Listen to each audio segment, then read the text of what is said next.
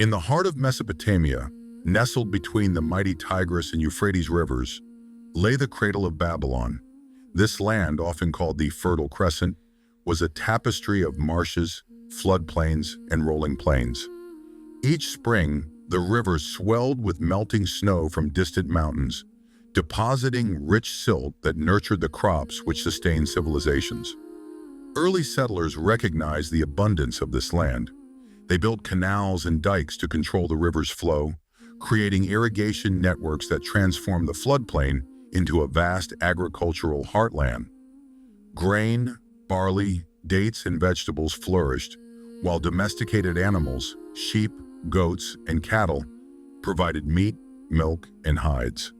The rivers themselves offered fish and transportation, connecting Babylon to distant lands.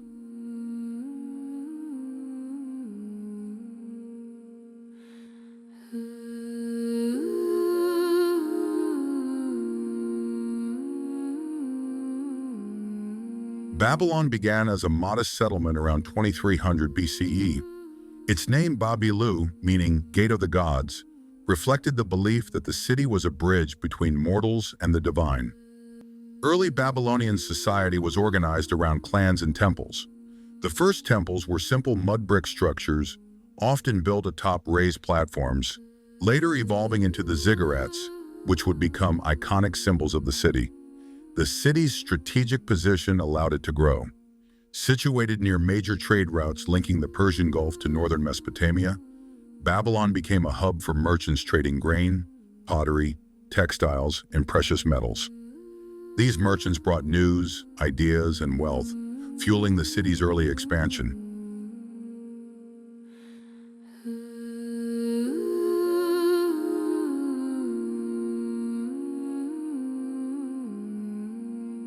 By the 18th century BCE, Babylon was a small city-state overshadowed by the older powers of Sumer and Akkad. Its transformation into a mighty empire began under King Hammurabi, 1792-1750 BCE. Hammurabi was both warrior and statesman. Through a combination of diplomacy and military campaigns, he brought northern and southern Mesopotamia under Babylonian control, uniting cities that had long been rivals. His conquests were not only military but cultural. He standardized weights, measures, and taxation systems across the empire, creating cohesion among diverse populations. Yet Hammurabi is immortalized for his code of laws, etched into a black diorite stele and placed in the Temple of Marduk. These 282 laws range from commercial regulations to family and criminal law. They emphasize justice as divine in origin.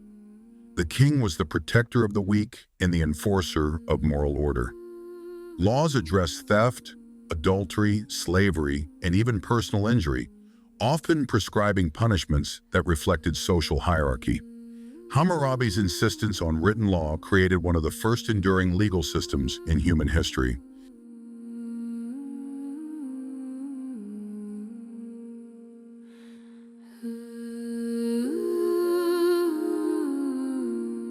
Babylonian society was highly stratified.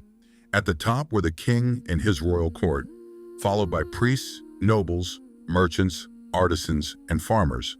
Slaves and laborers formed the base of society, often working in temples, palaces, or on agricultural lands. Priests and temples. The priesthood was powerful, managing irrigation, trade, and education. Temples like the Esagila, dedicated to Marduk, served as both religious and administrative centers. Education and writing. Babylonian scribes mastered cuneiform, the wedge-shaped script pressed into clay tablets. Schools trained boys in writing, mathematics, astronomy, and law. Tablets from Babylon reveal advanced knowledge of multiplication, division, fractions, and geometry.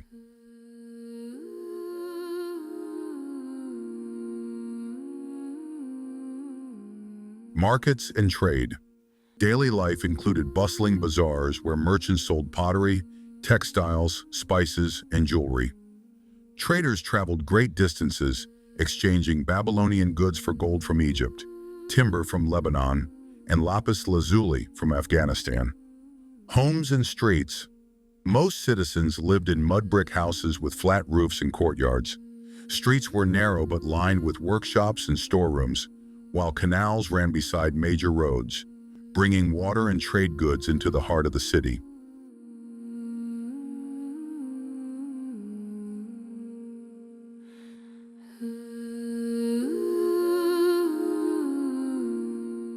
Babylonian religion was polytheistic, with a pantheon of gods controlling every aspect of life. Marduk, the city's chief deity, symbolized wisdom, justice, and kingship. His temple, the Esagala, dominated the city skyline, while the towering ziggurat, sometimes referred to as the legendary Tower of Babel, reached skyward as a bridge between humans and gods.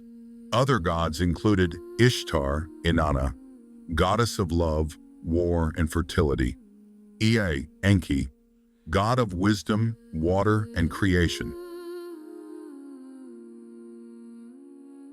Shamash, god of the sun and justice.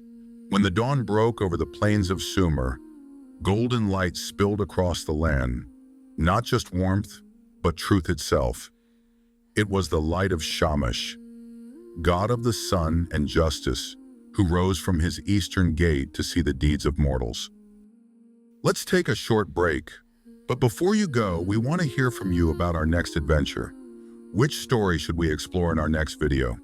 Ishtar, Inanna, the goddess of love, war, and fertility, full of passion and courage; Ea, Enki, the wise god of water and creation, clever and mysterious; Shamash, the radiant god of the sun and justice, who sees all and restores balance. Comment below and let us know. Your next favorite legend could be coming soon. All right, let's dive back into the story right where we left off. Religious festivals punctuated the Babylonian calendar. The Akitu festival, held at the New Year, celebrated the triumph of Marduk over the forces of chaos and reaffirmed the king's divine mandate. During these festivals, the king performed rituals, processions paraded through the streets, and citizens offered sacrifices and prayers.